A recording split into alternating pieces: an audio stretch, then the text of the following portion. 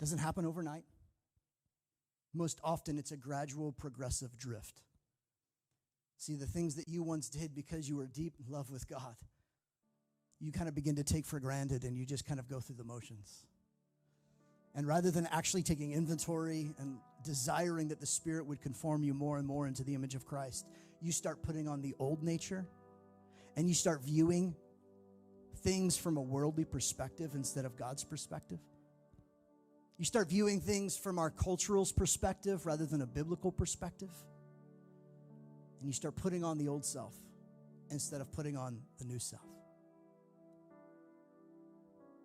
And the warning is, the longer you stay stalled and stuck, the more likely you are to pull back and go in reverse and begin to disregard the gift that was once given to you. A gift you once received and reciprocated back to God, you've grown discontent with. You've discounted the gift inside of you, forgetting how valuable it is. And you found yourself just disregarding it entirely. And you'll easily go back to a life of sin, easily go back to a life of wickedness, easily disregard what God has given to us. Friends, listen. When you lose perspective around the progress that God desires for you, you can easily become bitter and short-sighted about the whole process. And here's how that looks. We say things like, well, nobody's perfect. And we make an excuse for not actually maturing.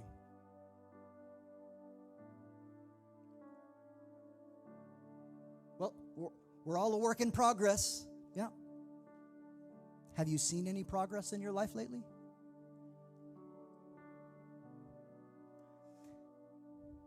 And we want to come to a place where we're not disregarding the gift. We're not discounting the gift. But we recognize the gift that He's given us is everything that we need as it pertains to life and godliness.